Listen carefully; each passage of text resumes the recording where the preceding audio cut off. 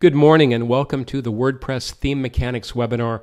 I'm Kirk Biglione from WP Apprentice, and today's session is going to be an information-packed hour on a very popular topic, WordPress themes. This is by far the most frequently requested topic I get when I ask members what they want to learn more about. It seems like everyone wants to better understand how the WordPress theme system actually works. Everyone wants to be able to customize their WordPress theme, and based on the interaction I've had with many of you in the WordPress Apprentice member forum, I know that many of you are challenged with things that are directly related to your theme. So we're going to try to give you some more help on how themes work here today. Now, you've heard WordPress is great, and it is great until it isn't. And WordPress is easy, except when it's impossible to do that simple thing that you want to do. And there are many things that relate directly to the way your site looks and works that are just not possible to do from the WordPress admin panel unless you have one of these super themes that lets you change every individual display element on your website. It's a challenge to do things like change font size, change font colors, change your line spacing even. If you knew how the WordPress theme system worked, you would be able to more easily deal with any one of these challenges. And this is what we're going to cover over the next hour. This is actually a very huge agenda for 1 hour. I'm going to move along fairly quickly, and I'm going to hold questions until the end. We're going to start by looking at how WordPress works, conceptually how WordPress works. There are some very basic concepts that you really need to have a handle on before you can get into working with WordPress themes. Then we're going to take a look at how WordPress uses templates to control the design and the layout of every page on your website. We're going to dig into that WordPress, scary WordPress theme folder, and I'm going to explain what all of those different files are and help you figure out which one of those files is the one you need to edit when you want to customize your theme. There's going to be a diagram. It's more like a template treasure map that's going to help you find exactly what you're looking for when it comes time to customize one of your templates. We're going to take a look at the role of CSS as it relates to your website's design. CSS has a huge impact on your site's design. Really, without CSS, there would be no design for your website. And I'm going to show you a plugin you can use to easily experiment with CSS changes to your WordPress theme. And then we're going to talk a little bit about the role of child themes, how important they are, why you absolutely need to use one if you're going to be customizing your theme. And I'm going to walk you through the process of creating a child theme today during this session. By the time we're done, you'll know how to set up a child theme and you'll know why you need one. And we're going to do all of this with almost no PHP. I'm sorry if you're a fan of PHP, I have to apologize. I'm trying to keep today's session as accessible as possible. And I know that for some of you, just the sight of PHP leads to a total brain freeze. But that doesn't mean you can't work with WordPress themes. As you'll see, you can do quite a lot with just CSS. And one of the things I hope you'll realize as a result of today's session is that you don't need to be some kind of guru coder to understand and work with WordPress themes. Pretty much anyone who knows a little bit about HTML and CSS can get quite a bit done in terms of customizing their themes. But it certainly helps if you're comfortable working with WordPress as a regular user. And I've had to make certain assumptions in preparing for today's session. And one of those assumptions is that you know a little bit about WordPress, that you're comfortable adding posts and pages, that you know how to install and activate themes. If you don't know the basics of how to use WordPress to publish your website, this session is going to be way beyond anything you're ready for. I have to direct you for these basic kinds of training. I have to direct you back to the WordPress Essentials course at wpapprentice.com. That's the basic training that would get you up to speed to be to a point where you're ready to begin talking about some of the customization things we're talking about in today's session. It also helps if you have a very basic knowledge of some common web terminology, particularly HTML and CSS. You need to at least know what they are. It helps if you've seen some HTML and CSS, if you could recognize it. And it's even better if you've worked with it a little bit. Also, it helps if you're comfortable working with files and folders. Certainly when we get to the point of setting up the child theme, You need to be comfortable creating a folder in the right directory on your web server, creating a file in there, and moving things around with FTP. So enough with the introductions and disclaimers. Let's get on with the important stuff, like how WordPress works. Specifically, how WordPress takes the content that you type into your web browser or smartphone app and turns that into a web page. Now, some of you already understand this, and if you do, just bear with me because I want to make sure that we're all on the same page before we start moving into some more advanced concepts.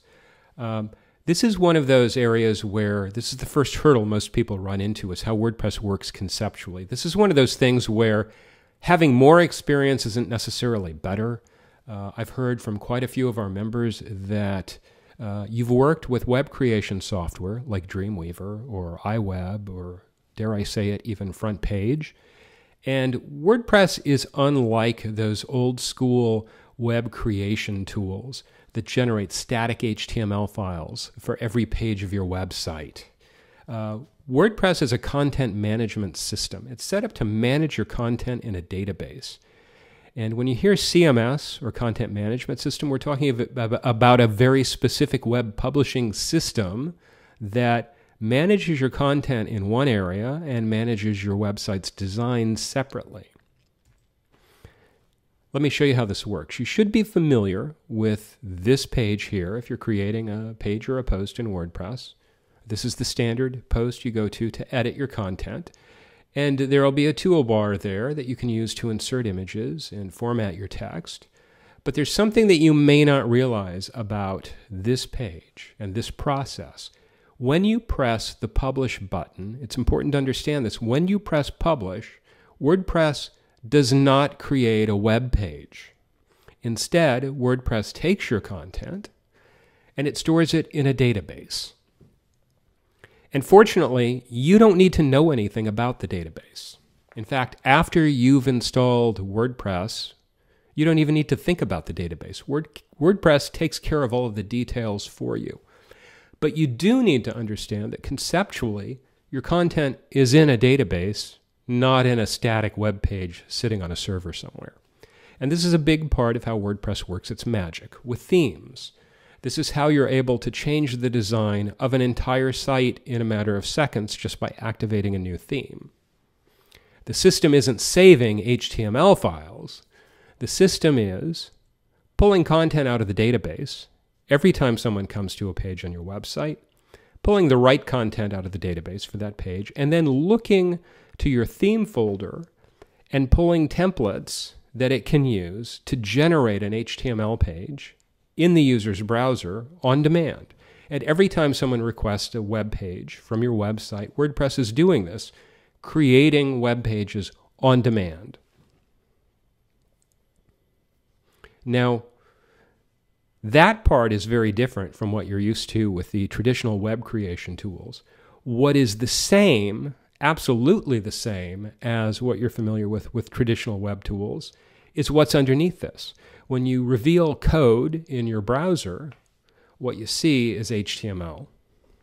And that's because underneath, WordPress is built on web standards. It's all HTML styled with CSS and a little bit of JavaScript, depending on what kind of web page it is. So if you already know HTML and CSS, you've got a huge head start when it comes to getting up to speed working with WordPress themes.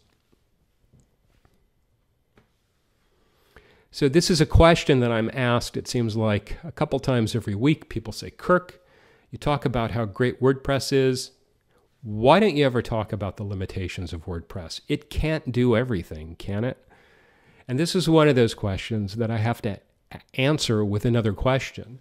What are the limits of HTML and CSS with a little bit of JavaScript? Because underneath it all, WordPress is basically just HTML and CSS, maybe some JavaScript. Anything you can build with HTML and CSS, you can build with a WordPress theme. And to illustrate this point, I've pulled together some screenshots from ThemeForest. ThemeForest is a big marketplace for web design templates, and they have a ton of WordPress themes. And I've pulled together some screenshots of WordPress themes from the bestseller list. And when you go through these, the thing I want to impress upon you is you're seeing a huge range of different designs. And there's nothing about these designs that jumps out and says, hey, this is a WordPress website. These are just nicely designed websites in every kind of industry imaginable. And there's some interactivity you can't see because they're screenshots. But basically, they're HTML styled with CSS turned into WordPress themes. So pretty much anything you can think of and implement in HTML and CSS can be turned into a WordPress theme.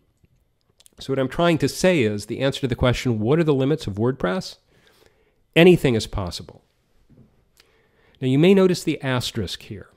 This is like one of those ads, if you read comic books as a kid, and they had ads in the back for like amazing magic kits, anything, you can do anything, and there was always an asterisk. Anything is possible when you know the secret. And in this case, the secret is the secret of how WordPress themes work with a little bit of HTML and CSS thrown in. And that's what we're going to talk about today. We're going to talk about the secret to how talented web designers can turn a run-of-the-mill WordPress site into a really amazing design. And we're going to give you the background you need so that you can go into your WordPress theme and start making the kind of customization you need to turn your site into the kind of website that you need. So before you can customize your theme, you need to come to terms with the WordPress theme folder. Every theme has its own folder, and in that folder are a collection of templates that control how your website looks and works. Templates provide the foundation for building complex website designs. And the theme folder you will find in any WordPress installation under the directory wp-content. You'll find a folder called Themes, and in that Themes folder you will find folders for every theme that is installed on your website. Now let's take a look inside of one of those theme folders. This is the theme folder for 2013, which is the new default theme for WordPress 3.6. If you install WordPress 3.6 and do nothing else, these are the files that turn your website into a website. They turn your content into a functioning website. Now the problem is 99% of the people who look in this folder for the first time have a severe allergic reaction and run away. These are not the HTML files you are familiar with. Obviously, they're PHP files, first of all, but they don't correspond to the content on your website. You're not going to find a page in here or a file in here that corresponds to every page on your website. No, these are the templates that WordPress uses to build those pages on demand. So let's try to make sense of all of these many files that live in the WordPress theme folder. It seems overwhelming at first, but it's actually fairly logical in terms of the way it's organized. There are just a few concepts that you need to grasp, and once you do, you'll be able to figure out pretty much which template file is being used on any page of your website. And that's one of the first steps to being able to customize your theme, knowing which template files you need to be working with. So the first concept to grasp here is that these template files are basically just patterns for pages on your website. And now to the left here you see a wireframe diagram. Web developers use these wireframe diagrams to illustrate what content is supposed to appear on any given page of a website. Now they're not much to look at. They're not intended to be real design documents. The design is added later on when the wireframes are handed off to a designer who beautifies them. And this is very, very analogous to the way templates work. Templates tell you what content is on any given page, but the details of the design are handled separately by the CSS. So it works out that these wireframe diagrams are good at illustrating how the different templates for different types of pages work. So I'm going to be using a series of wireframe diagrams here to illustrate the different types of template files that you're working with in your theme folder. Every page, every type of page has a template file. Your home page, for example, is a type of page. It's the front page of your site. And the file that WordPress uses in your theme folder, when someone is looking at your homepage is index.php. And it might be in a very old theme, something like home.php or front-page.php. Those are also templates that WordPress would recognize as being the template for a home page. But in most cases, most modern themes are going to use index.php. And what's in there depends entirely on the design or the design of your theme. Now, to the left here, you see an illustration, a wireframe diagram of sort of a bloggy home page listing a bunch of posts, presumably from the most current to the oldest. And if you're familiar with blogs, you know this kind of homepage, but it doesn't have to be that way. If you're working with some fancy commercial theme that's designed to be an e-commerce site, for example, you probably would have a product list on your homepage. The point is, whatever it is on your homepage is controlled by this index.php template. So now we understand what one of those template files is. Let's continue working through them. You'll see that posts, individual posts, also have their own template file. It's called single.php. So if you're looking at a post that you've added on your website, it's being rendered through the WordPress theme system using single.php. And pages get their own template too. So if you're looking at a page as opposed to a post, it's using the page.php template. Now, there's a couple things to note here. First is that WordPress gives you the flexibility to use a different template for pages than you use for posts. That's nice, but you don't have to take advantage of that flexibility. It's possible that page.php won't exist in your theme. If that's the case, WordPress falls back to single.php and uses single.php instead. There are many different types of archives that WordPress can generate.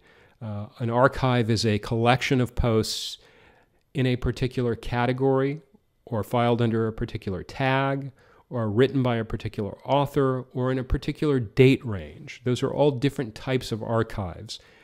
And WordPress has the ability to use templates for unique templates for each one of those types of archives. So category PHP for categories, tag.php for tags, author.php for an author archive.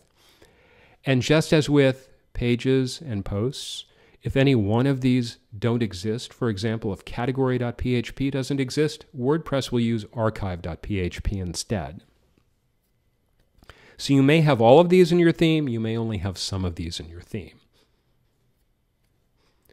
And WordPress also gives you the ability to get more specific with your templates. So, for example, if you have a cooking website and you've got a category on baking and you really want to have a custom template just for the baking category page, you would do something like this.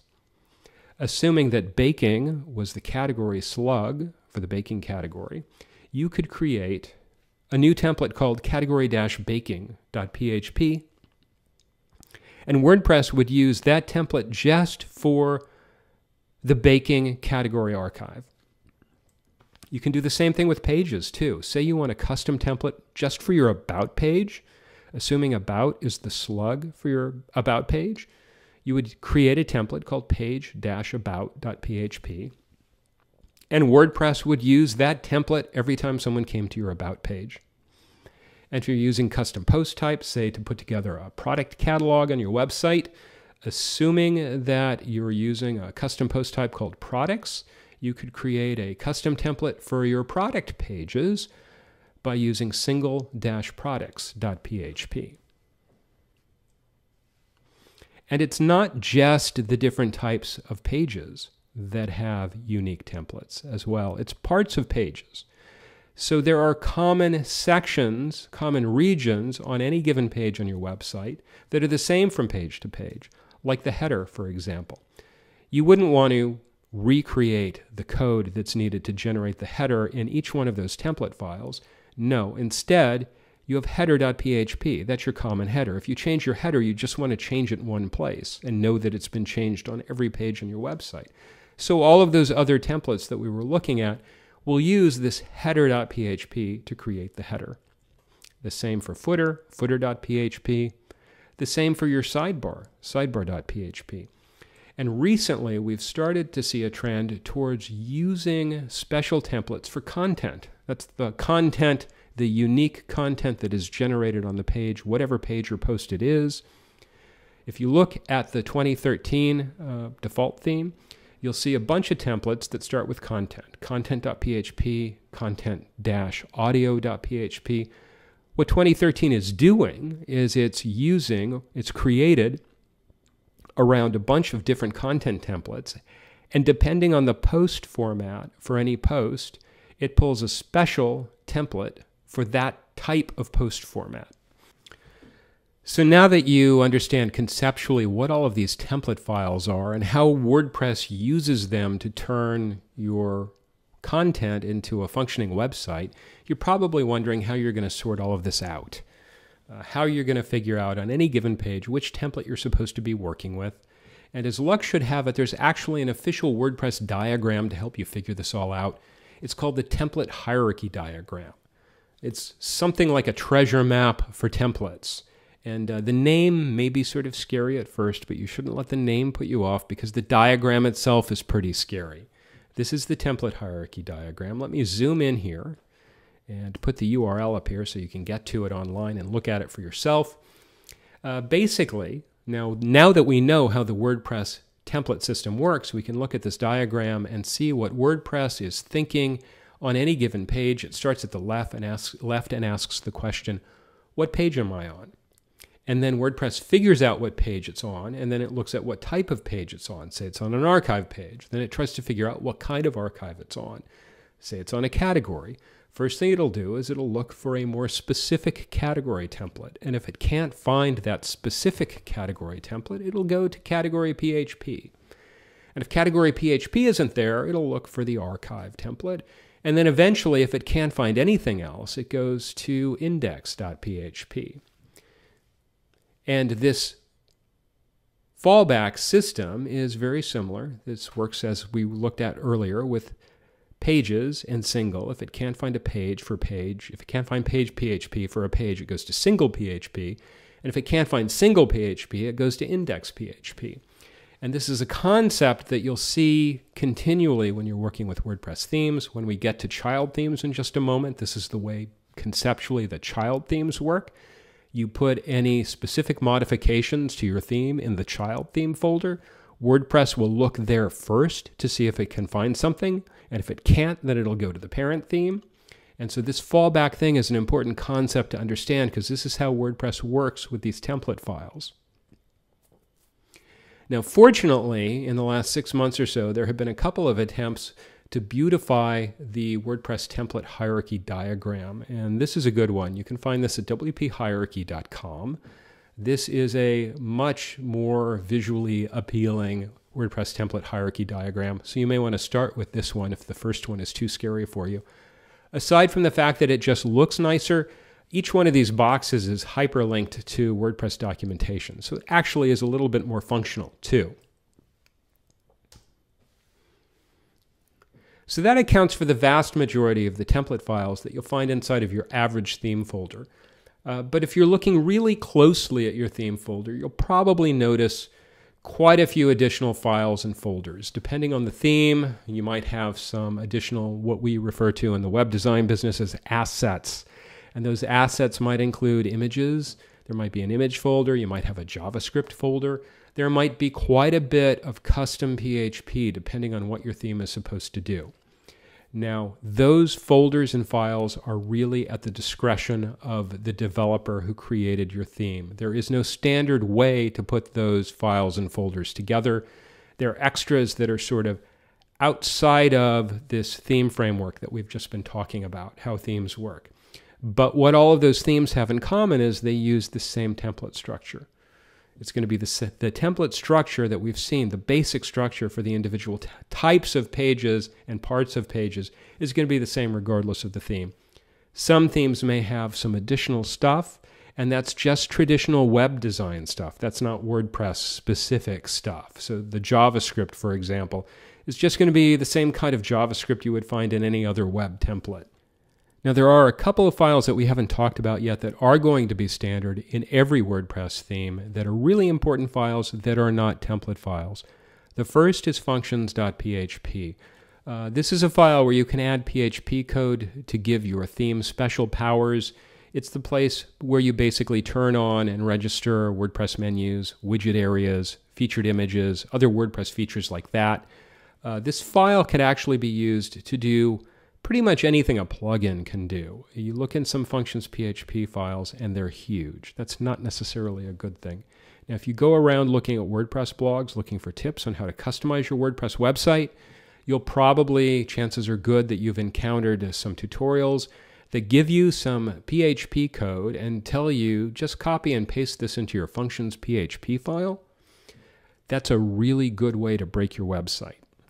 And I have to say that it's not recommended. If you don't understand what kind of PHP code, if you don't understand what it means, and you're just pasting it randomly into your functions PHP file, there's a pretty high probability that something is going to go wrong at some point.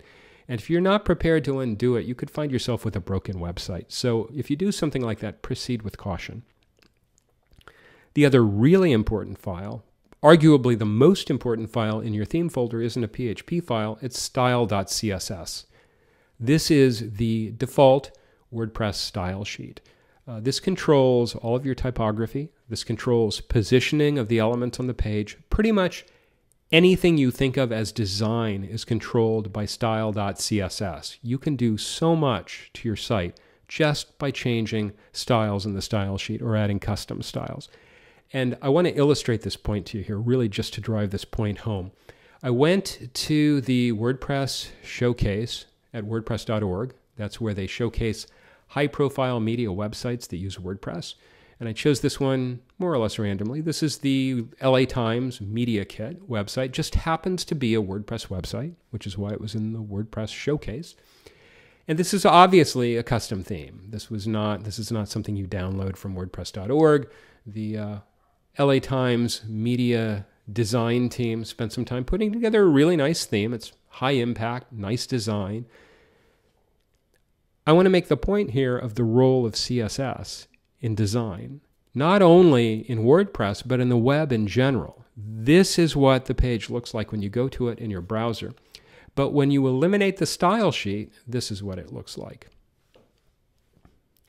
Everything that you don't see in this screenshot that you saw in this previous screenshot was put there by CSS. The point is, CSS has a huge impact on the design of your website. And if you're looking to customize your theme, there's a lot that you can do with just CSS with no hacking skills required. So I guess this brings us to the main event. Now, after all of that background, we're ready to start talking about how to customize your WordPress theme. We've dealt with these conceptual underpinnings of how the theme system works. You're ready to move forward. Now, when I say customize or customizing, I should have probably put that in quotation marks because everyone has a different idea of what that means and what that entails. You certainly can customize with quotation marks your theme through a settings page, depending on the theme you're using. But as you know, if you've tried that, there are limitations. So you may actually have to dig into the code to customize your WordPress theme. So I'm going to walk through a few different layers of how you might approach customizing your WordPress theme. And we're going to start with this thing called the Theme Customizer. This is new as of WordPress 3.5. And I mentioned all of those control panels that commercial themes have with a million different options to control different things in your theme. And you can never seem to find the right one that you need. And it never works quite right. I think you know what I'm talking about. And the problem with those is they're different on every single theme. So you switch from Woo themes to Genesis, for example, and suddenly you have an entirely different control panel and you have to start from scratch. The WordPress Theme Customizer is part of this vision that those control panels should be the same from theme to theme. There should be a standard way so that when you switch themes, you don't have something entirely new that you have to learn from scratch and figure out what it is you can customize. So the WordPress Theme Customizer is very new, not high on features. It's a great vision, but it's going to be a good way to demonstrate a couple of concepts that I'm talking about here. So let's go to the theme customizer page. I've got a WordPress website here with a theme that uses the theme customizer active. And when that is true, you have this customize menu option under appearance. And when I click on that, I get this theme customizer view. And on the left, I've got some things I can change. And on the right, I see what my website looks like. And I can do things like, oh, change the color of the site title. Now, that's probably not as much as you had in mind when we were talking about customizing your WordPress theme, but at least it's something. The big breakthrough here is that this customizer is showing me the change in real time, and only I see it. My site visitors don't have any clue what I'm doing. So this is a place for me to experiment with subtle changes, and I can do it in a way that my visitors are unaware of. So that part is nice, but it is terribly limited. I can change, in 2013, I can change the color of the font up there, and I can change the background image and a few other settings. That's about it. And I'm sure that when I talk about customizing themes, you probably have bigger customizations in mind. And that's when we have to get to talking about cascading style sheets, or CSS. It's code, but it's not PHP. You can think of it as a design language, maybe. It's the easiest way to customize your theme without having to make major changes to your PHP. And so I'm going to show you right now a tool you can use to begin experimenting with customizing the CSS on your WordPress site. This is a plugin called Live CSS Preview. You can get this from the WordPress dashboard. Just go to Add New Plugin and search for Live CSS Preview and install and activate this. And when you do, and then go back to the theme customizer, you'll see it's added a new block there. At the bottom, Live CSS shows up as a customization option.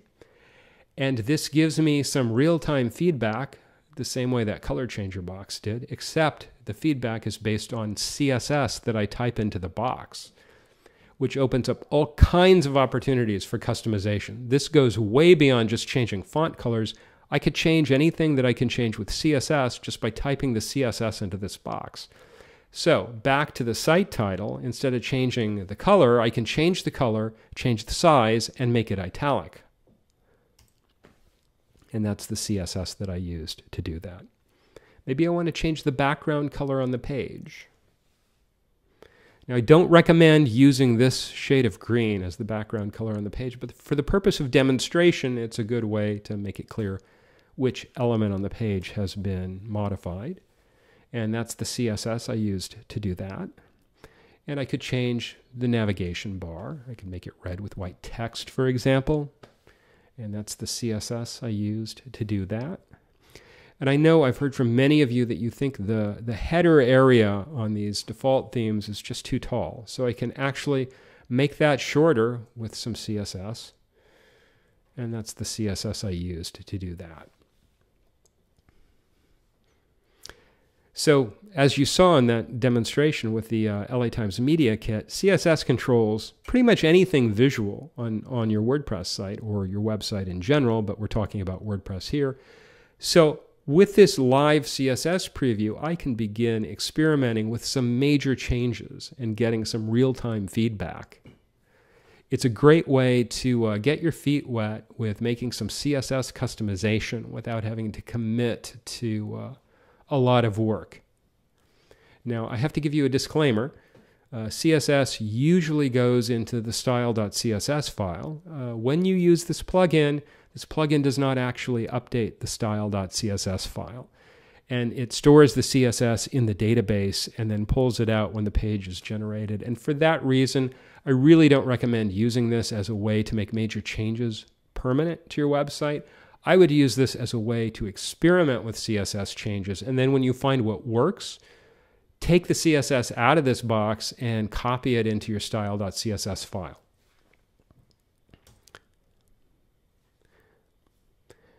So now that you've seen all the changes we can make with CSS, you're probably thinking, wait a minute, how am I going to know which CSS I should use? It's similar to the problem with all of those templates.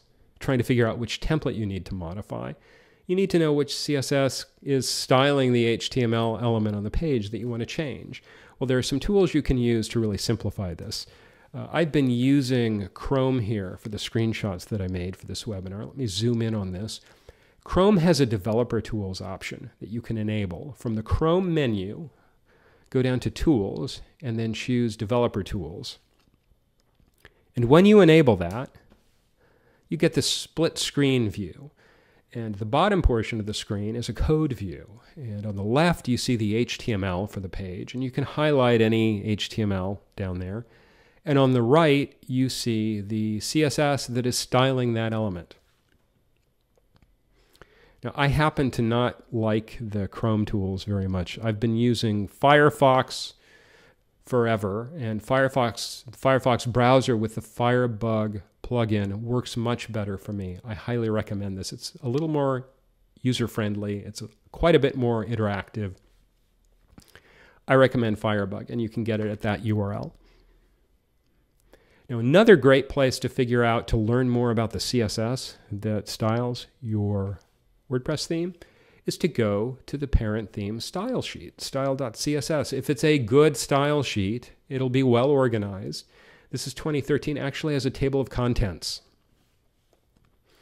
So you can just look at the table of contents and figure out where the thing that you're trying to style lives, and then go down. If you want to change the navigation, for example, go to section 4.2, and you'll see all the classes and IDs that are being used to style the navigation. And this also happens to be a really good way to learn more about CSS along the way.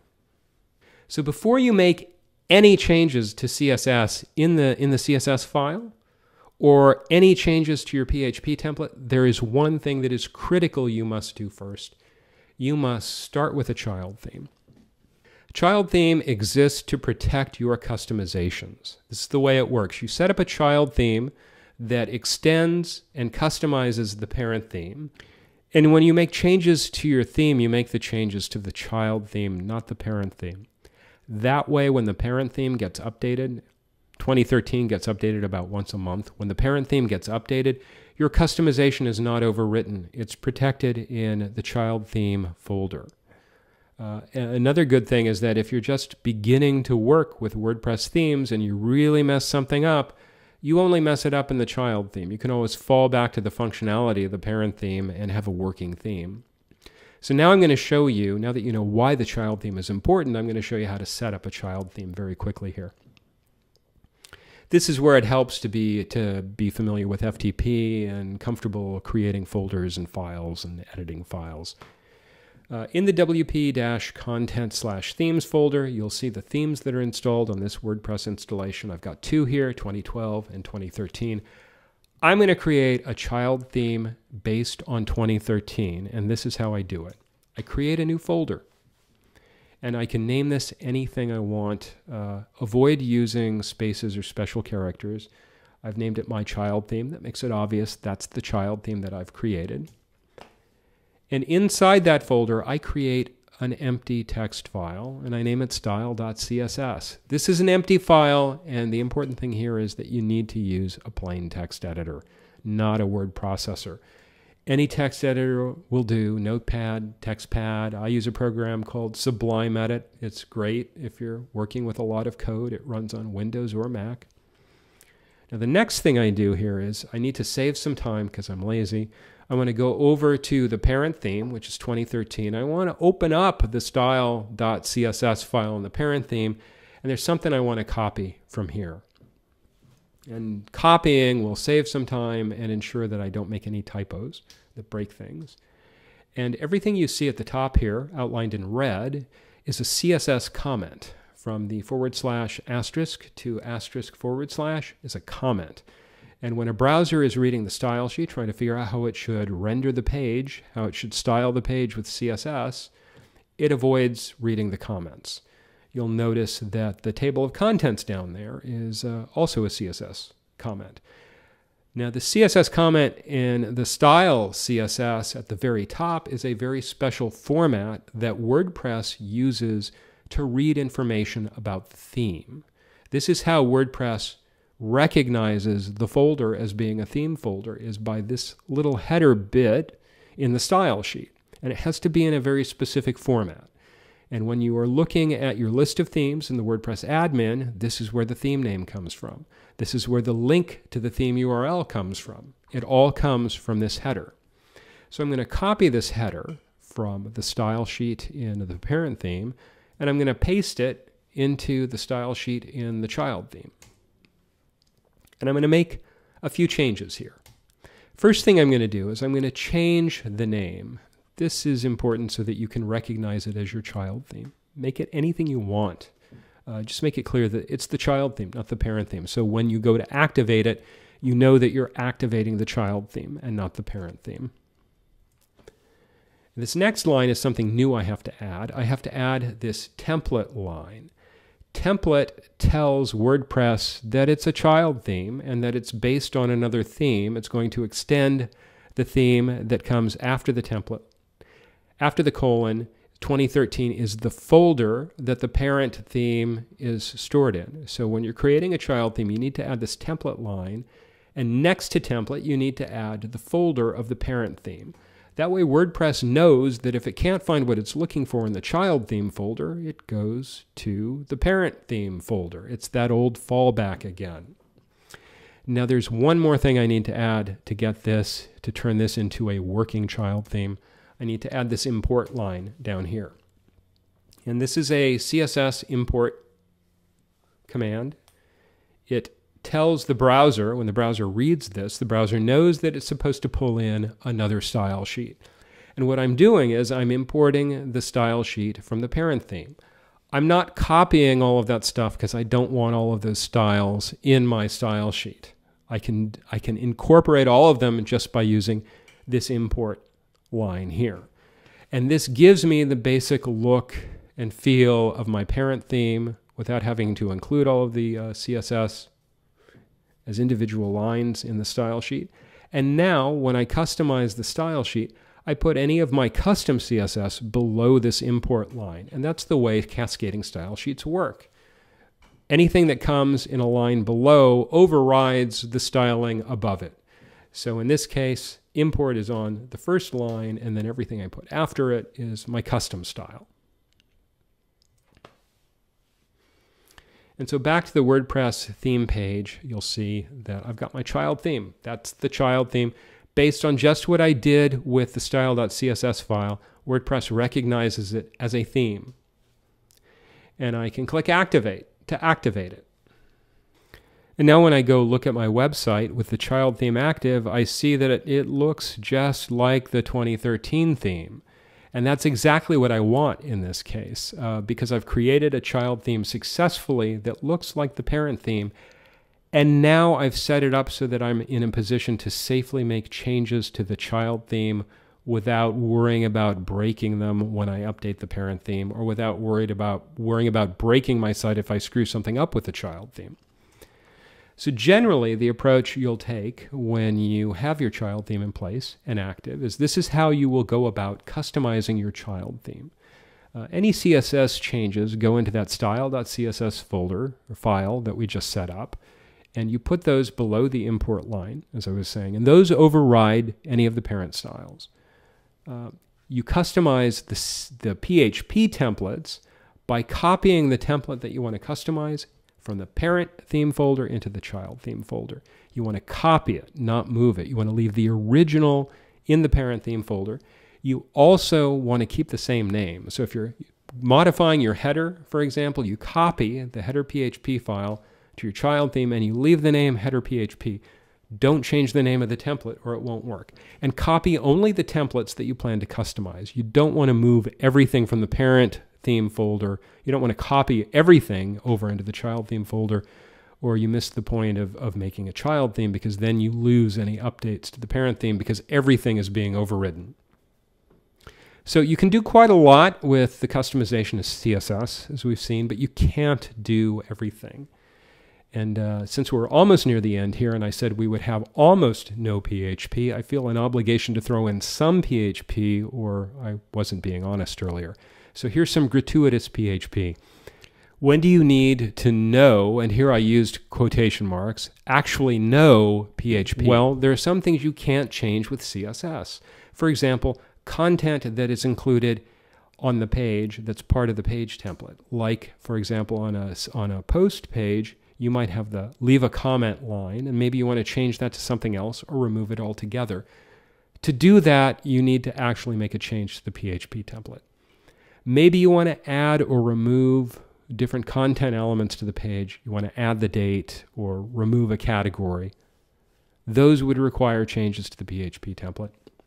You might want to add some WordPress features. Maybe you want to add another menu or put a widget area on your home page. That requires changes to your PHP templates. These are times when you need to actually know a little bit about PHP and break open one of those PHP templates. And when you do, just to prepare you for what you will see, inside, you're going to see, of course, PHP and HTML mixed together. You might see a little bit of JavaScript. You're not really going to see any CSS because all that CSS is in style.css. You'll see the selectors, the IDs, and the classes, but that's just the way HTML works. And so now let's have some gratuitous PHP. Let's take a look inside of the single.php file for the 2013 theme.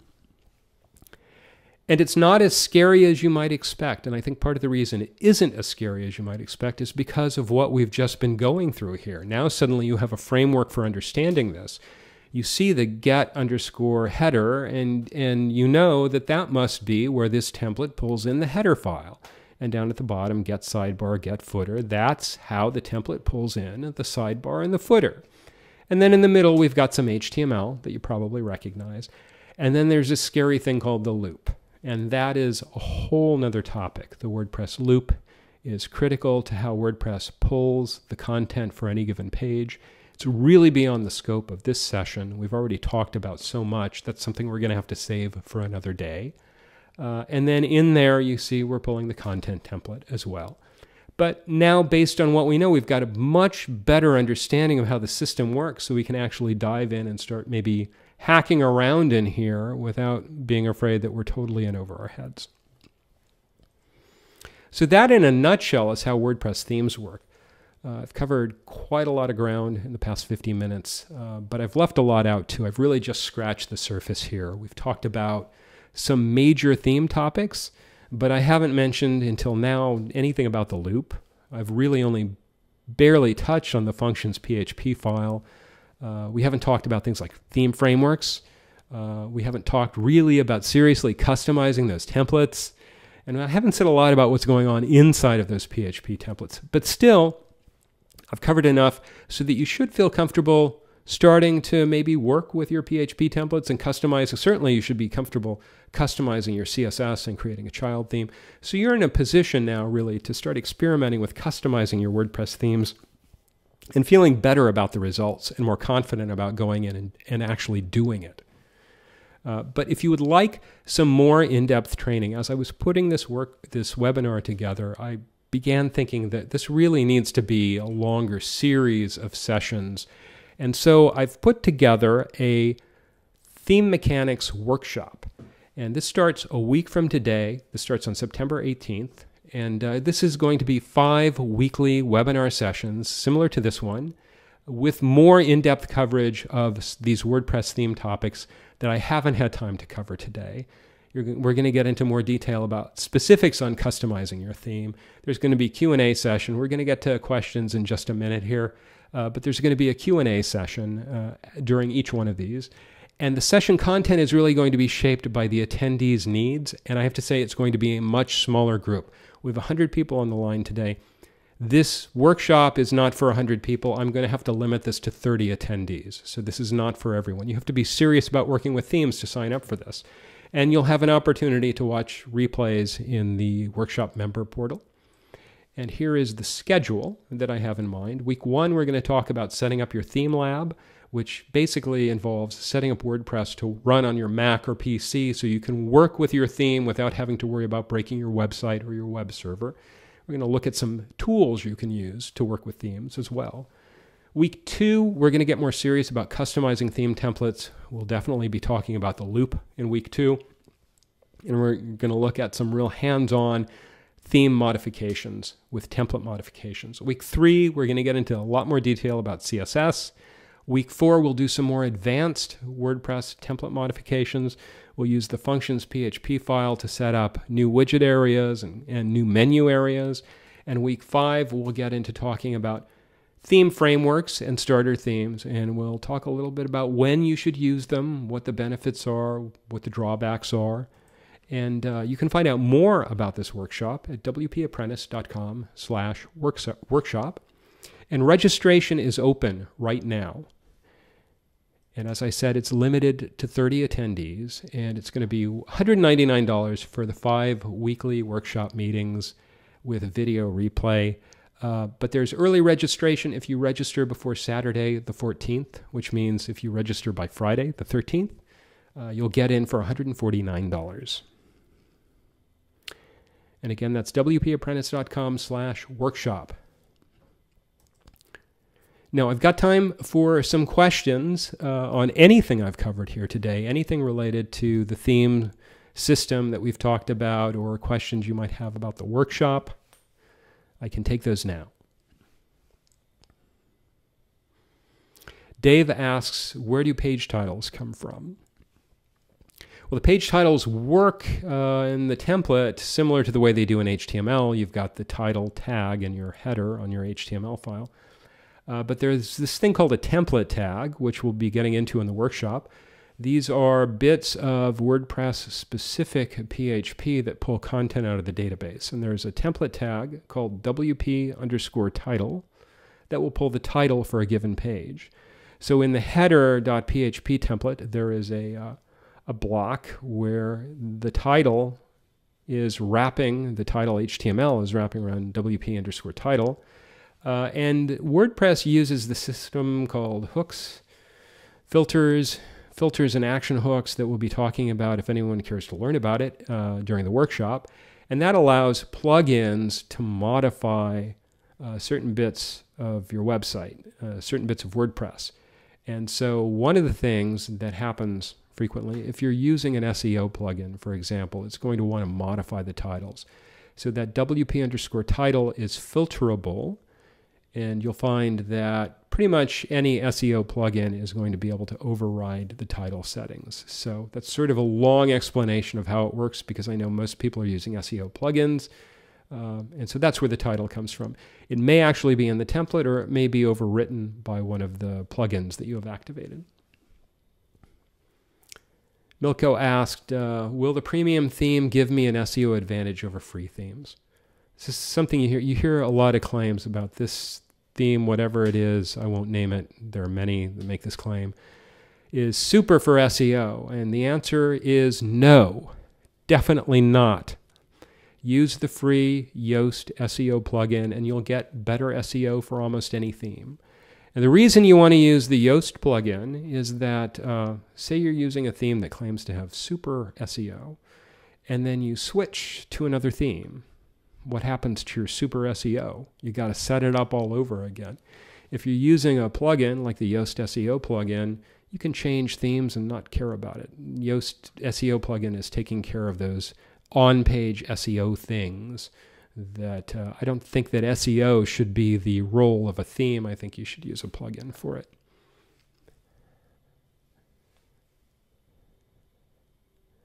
Kelly asks, are free themes really as unstable and troublesome as many usually fee-based theme sites say? Sometimes they are, yes. There's been a history of free themes that are actually infected with malware. And I talked about this a bit during the WordPress security briefing earlier this year. You need to be pretty confident of the source that you're getting the theme from. You need to get your free themes from a reliable source, like the WordPress theme directory. Everything in the WordPress theme directory is reviewed by the WordPress theme team to ensure that they're safe to use and they meet certain minimum coding standards. Mark asked, why do themes in WordPress.com look different than the same theme in a hosted environment? I think you're probably asking maybe about some of those commercial themes that are available now. They're probably not exactly the same theme. Some of those commercial themes are available in WordPress.com.